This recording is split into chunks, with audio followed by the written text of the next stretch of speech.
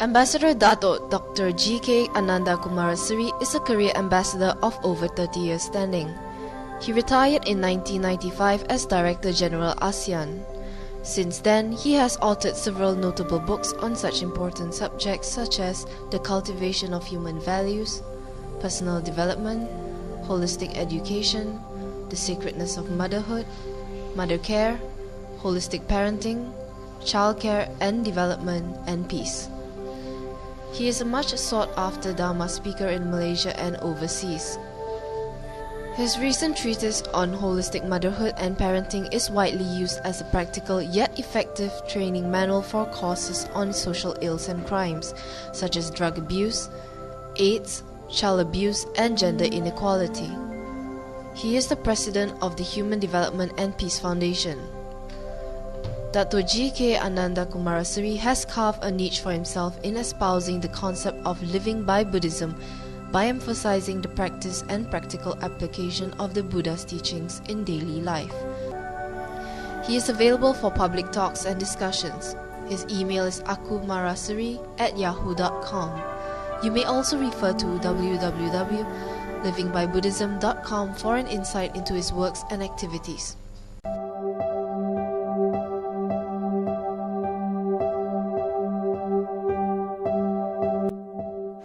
This is just a brief introduction. My vision is slowly we can make this the image, the visibility, the presence of Buddhists in any society. That's why, as Professor Cheng mentioned, Dhammaputra, Dhammaputri actually first, because always the Buddha emphasized the ladies first. Dhammaputri, then Dhammaputra means daughters and sons of the Dhamma. We are all daughters and sons of the Dhamma. When we start using these terms, we feel we belong to one family. That is why the Buddha used these phrases, to make you feel that you are not alone. You are all one big family, very big family, very wonderful family. So we are going to have another talk on Buddhist civilization and culture. In that talk, I'm going to go into details of this. But for now, we just understand that there's some wonderful Buddhist practices that we need to revive and we need to make everybody understand and practice. Today, we are going to look at personal self-development. This is a very important topic. And often what happens is, we invite somebody from America, or from England, or from Europe, and we pay some, how many, 2,000, 5,000, 10,000 to go and listen to them.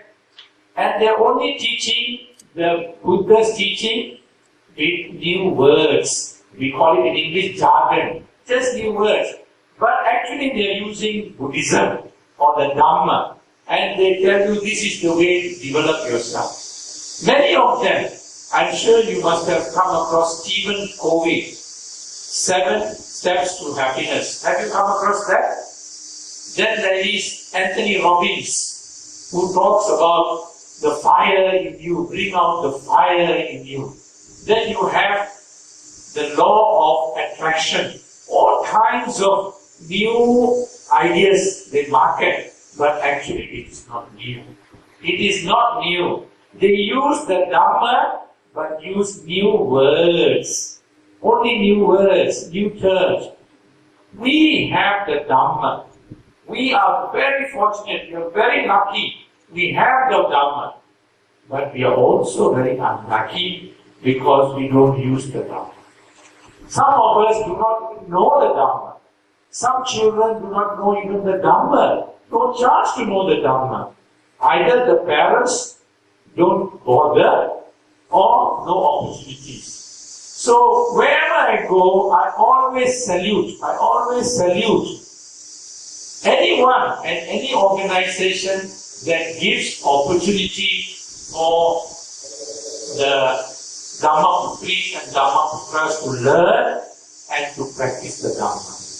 This is a wonderful, wonderful, noble act virtuous act. So we as ordinary people must support these activities, these organizations, these members, leaders of this organization.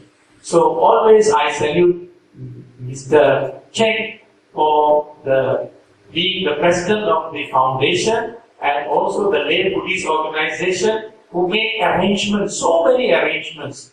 Just now I went to the camp and little children, they are so happy to be around.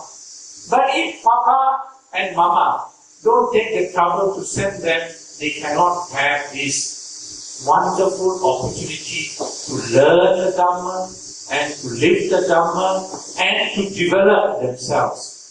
Because the Dhamma helps you to develop yourself. It is the best training program. The best training program to develop yourself. The Dhamma is a training program to improve yourself, to have a better life, and to have a more meaningful life. We are very happy to see all of you here. And it is nice to see you interested in your own personal development. That's why you come. You want to improve yourself. But you will be even more happy. I certainly would be very, very happy if I saw more young people around. We would be very, very happy because this is something we have to give to the young people. They are growing up very fast. They see, they hear, they have a lot of influences which is not very good. But if they come to the Vihara like this, if they come to our organizations and follow these kind of programs, then we can help them not to go in the wrong direction. We can stop, we can prevent them from going in the wrong direction. Today many children are lost. Many boys, many girls are lost. They are in a mess. They don't know what to do and they do all kinds of wrong things. Also, as parents, as leaders, as adults, particularly as parents, we have brought these children to the world. We have brought them to the world. We are responsible. We are duty-bound to show them the right way to live. If we don't take them to the Vihara, if we don't take them to Sunday school or Dhamma class or Dhamma camp, they will not know anything.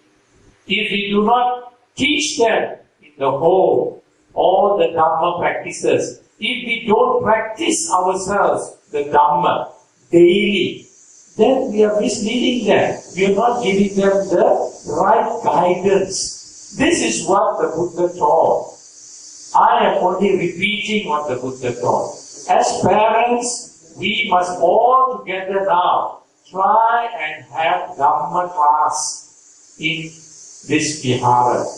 Every Saturday, every Sunday, doesn't matter. Have camps. Teach parents how to bring up the children the Dhamma way. Teach parents how to practice in the home the Dhamma. Not just come here once a month or once a week, and also come without the children. Whenever the Dhamma is practiced, bring the whole family, husband, wife, and children. It is wonderful to see the whole family come, and so many families get to know each other, and they get close to each other, and they can help each other, and they can benefit from each other's friendship and company. That is the Buddha's way. That is Dhammaputras, Dhammaputris and Dhammaputras in actual sense, not just terms. The Buddha did not expect us or only ask us to come and pray in the temple, to burn joss sticks and to chant sutras. He wanted us to live a happy life. He wanted us to live a meaningful life. He wanted us to have happy families. And some of the best sutras, the most important sutras, the most profound sutras are about how to have a happy family life. For example, the Sutta, the Mangala Sutta, all these suttas are how to have a wonderful, purposeful, meaningful life. So we must now focus on all those aspects and not just limit our involvement, our commitment to just come and chant and go home. Surely you want your children to be successful. Surely you want your children to be well. Surely you want your children to be happy. Yes or no? Yes. Everyone wants. But can they be happy? Can they be successful? Can they be well just like that? Cannot. You have to take some trouble. You have to take the responsibility, the duty as parents. You have to provide the Dhamma to your children. So that's why I emphasize, and I hope it will come true very soon, that we have Dhamma classes for children everywhere we have a temple or an organization. And we train parents, we train youngsters how to live a happy family life so that they can bring up wonderful lotus-like Dhammaputris and Dhammaputras. That is what the Buddha wanted. Why I am so confident, why I am so fired, so inspired to spread the Dhamma in this way, is because I am so confident that the Buddha is the greatest teacher ever known in human civilization. Nobody can ever come anywhere near the Buddha in terms of being a teacher.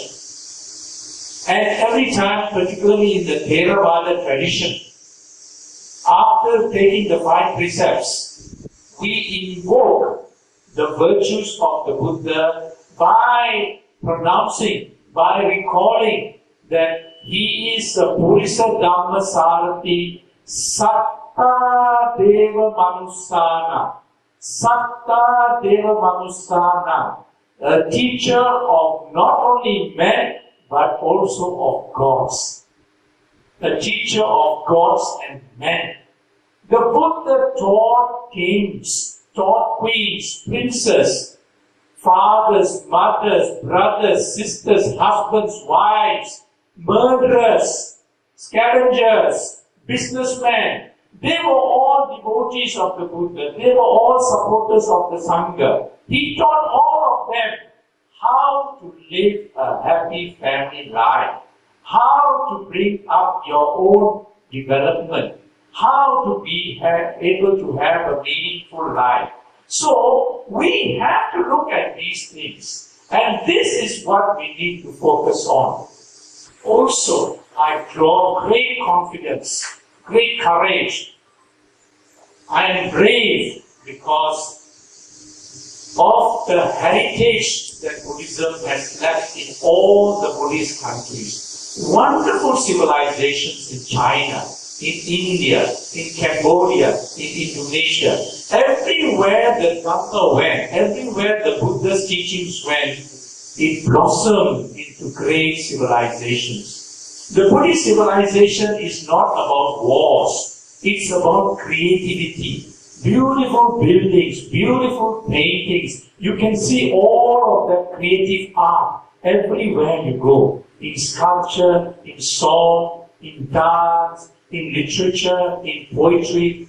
That is the culture that we have. And we produce some of the best people in the world ever known. And this is something we have to be proud of. This is something we must feel that we can achieve in this modern world as well. Not just in the ancient past. In fact, even more. Because the third factor is the Dhamma, the teachings of the Buddha is akalika. It is timeless. It is timeless. It cuts across space. It cuts across time. Wherever, even many centuries in the future, the Dhamma will prevail. Because the Dhamma is the truth, The Dhamma is the reality. The truth is the reality. It's in the Dhamma. So we can find these three factors to give us the kind of saddha, the confidence that will make us not only develop, but our family and our community to be strong and successful and happy. That you can bring out your talent, your skills, and also the talents and skills and the potential of your children through the Dhamma. Do you feel confident? Do you believe what I said? Are you agreeing with me? Can I have a response from you? I can go on talking, but today we must also talk about the topic. So I hope I inspire you. I hope that you keep your word, that you keep your commitment to make sure that you do what you are supposed to do for your children and for yourself. And for husbands, for the wife, wife for husbands. We have been talking this for these past 2 days. We will talk to you about it. If not, we will send you some books and we can have many, many discussions and we can improve from this way. Today, I want to focus on this holistic personal development. Everybody wants to be better. Everybody wants to be successful. Everybody wants to be healthy. Everybody wants to be well and happy. Isn't it? Yes? Yes. But we do not know that there is the wonderful way the Buddha has taught. And there's so much in the Buddha's teachings and the Dhamma we can use. No need to pay anything. No need to pay to Stephen Covey or Anthony Robbins. All free of charge. The Dhamma is free of charge. So you can get all of this free. The first thing we have to understand is we are talking about the human being. When we talk about personal self-development, we are not talking of somebody else. We are talking about ourselves. And when we say we are talking about ourselves, we must understand who we are and what we are. If we don't understand who we are and what we are, then we cannot have the right response. That's why the Buddha said, first of all, look within. Don't look outside.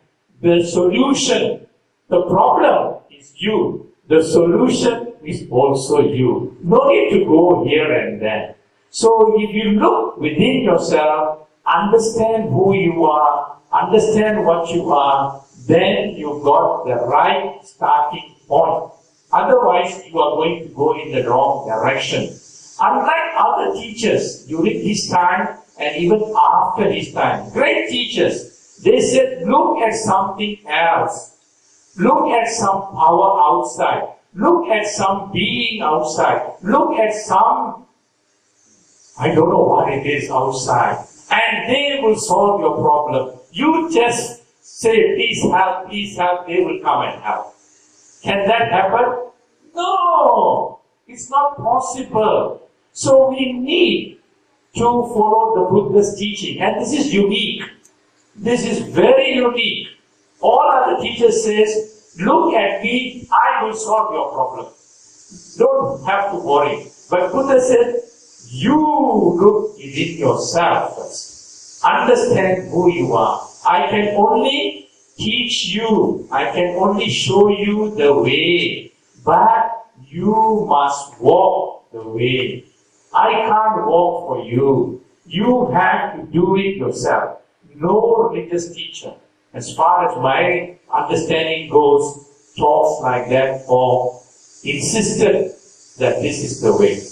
The Buddha was a realist. He didn't make you believe something which is not true. He always insists to tell the truth. And that's why he must say what is true. And the truth is that we are made of mind and body. We are made of mind and body. I use this diagram of yin and yang because you are very familiar with yin and yang. Like yin and yang, hot and cold, you have a mind and a body. A healthy mind needs a healthy body, and a healthy body needs a healthy mind. But what is important is that, unlike others, the Buddha emphasized that the mind is very, very important. Others don't talk about the mind. They only talk about the body. And similar, they talk about the body. How to look beautiful, how to look handsome, how to look young, how to be strong, how to run fast, how to be tall. Sometimes now people do all kinds of things to be tall. All those things only they teach. But the Buddha said, the body is temporary. The body is only temporary. The body is not going to be there for a long, long time. The second truth, the second reality, we are changing all the time. Our life cannot be forever and ever and ever. Anicca is the reality. Whether you are an African or American or Chinese or Japanese or Indian, you have a body and you have a mind. Also, your body is changing all the time. And after some time, you will have to say bye-bye. You are not going to live forever and ever. This is the reality. Not that he wants to make you sad, not that he wants to make you unhappy, but that is the truth. And he wants us to be mindful of this truth, so that we know that while we are alive, we have to live a purposeful and meaningful life. Knowing that I am not going to live forever, I must try as much as possible within this life to live a noble, purposeful, meaningful life. Once we understand that life is not permanent, then we will be urged to do something now before it is too late. Before you grow old, before you can't do anything, do now, here and now. That is the lesson we must learn from impermanence. Even as I talk to you, cells in my body are dying and new cells are coming. Every moment this is happening. We are getting old every day. We are getting old every year. But we should not just get old. We must try and make the age grow with wisdom, grow with beautiful activities, with merit, with metta, with karuna, with all kinds of practices that are taught. This is the other uniqueness of the Buddha and his Dhamma, the focus on the mind, the emphasis on the mind. He had made it very clear that the mind is the forerunner of all your thoughts, all your speech, and all your action. It is the mind that makes you think the way you think. It is the mind that makes you say what you say. It is the mind that makes you do what you do. It is your mind that made you come to this talk. Nobody else.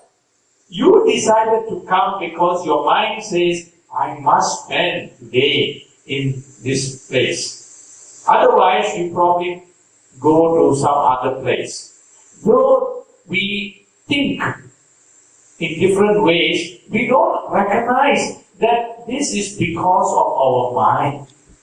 For a long, long time, people refuse to accept the concept of the mind and the importance of the mind. But today, modern science, modern medicine, experimentation, many experiments have taken place where they prove that the mind is the master, the mind is the maker. It is the mind that is now being looked into in the West. All over the world they are looking at the mind. Earlier they refused, now the experiments have proven. Also, we know because of the computer that whatever program you put in the computer, it is that program that comes out, the mind works the same way. But it is a very, very powerful, the most powerful computer ever conceivable. So imagine your mind working like a computer. If the wrong program is in your mind, what happens? Your thoughts, your speech, and your actions will be unwholesome. That's why the Buddha emphasized, cultivate your mind. Avoid evil. Do good. Cultivate the mind. Whether you're Buddhist, even if you're not Buddhist, whether you believe there is a mind, or whether you don't believe there is a mind, whether you believe that the mind is so vital, so important, so powerful, it is going to work that way. You don't have to believe that there is such a thing as mind. There is such a thing as mind-body relationship. You don't have to believe. Even if you're not a Buddhist, it will still work the same way. So that is why now the West, many intellectuals, many scientists have gone to Buddhism because this you cannot challenge. This teaching you cannot challenge. And today's world, you need to understand this because there's so much of pressure, tension, stress. Because not only the thinking process, even your well-being, your health is being affected by whatever the mind is going through. It is your stress is triggered from the mind. That is why we help you to be calm when you come to Vihara. We help you to relax. We give you free tonic because when you come to the Vihara, you are cheerful, you are happy, and you see each other, Dhammaputris and Dhammaputras, you smile, you wish each other, you're so calm, so relaxed. Then there are vibrations, so powerful vibrations here, the chanting, all these have got positive energy and it impacts on the body. We don't have much time to go into this research, but I have written all of this in my books, and there are many more researches going on. What I want you to do is to understand that by following these things, you are going to benefit yourself immediately. Not after you pass away, that's a different story. But now, immediately, even as you sit down in this hall and listen, your mind has not gone anywhere. You are not shouting at anybody. You are not stressed. You are relaxed. That is a tonic. That is free. So we encourage, or the Buddha encourage you to do all these things and participate in this community activity because you are going to benefit from it. This reality of the mind and body and the nature and condition of human beings is so important that it is in the Buddhist scriptures, the first and second verses in the Dhammapada. And the Buddha had emphasized in many suttas, but I want to share with you a few examples of how he emphasized the importance of the mind and how you must understand this, recognize this, and be able to develop yourself based on your understanding of this. It goes, by mind the world is led. The whole world is led by the mind. By mind the world is moved. Whatever is happening in the world is moved by the mind. All good and bad things exist in the world because of the mind. Our actions are all led by the mind. Mind is the master, mind is the maker. If one speaks or acts with a defiled mind, then pain pursues him, even as the wheel follows the hoof of the ox. He used the example of the ox pulling a cart wheel to take the water. When the ox moves, the wheel also moves. So if your mind has got evil, you will only go in that direction. If your mind is pure, it will go in the other direction.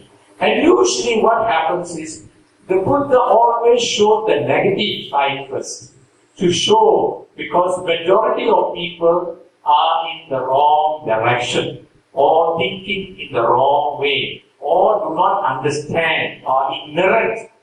They have ignorance of this. So he shows what actually is the reality, what is happening, then he gives the answer. If one speaks or acts with a pure state of mind, then happiness follows like a shadow that remains behind without departing. Your shadow never leaves you. Wherever you go, your shadow follows you. And the mind follows you. You can go to America. You can go under the water. You can climb the mountain. You can hide in a cave. But the mind is not going to leave you at all. Whatever you do, your mind knows that what you are doing. You can hide it from me, you can hide it from Professor Chen, you can hide it from whoever. But your mind knows. And your mind has recorded this. Everything you do from birth, it is recorded in your mind. This computer mind is the most powerful. So you can do all kinds of things, but remember, it is all recorded in your mind. And that is how the karmic effects works later on. That's a different subject, but I want to emphasize that we need to understand this aspect of the Buddha's teaching. Just one more before we go to the next point. The mind is hard to check. Very difficult to control.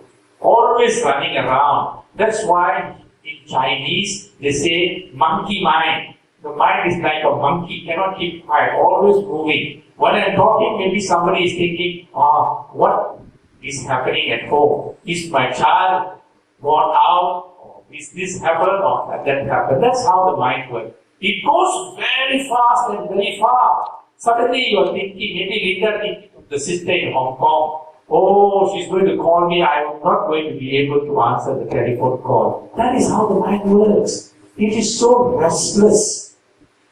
Lodges wherever it attacks.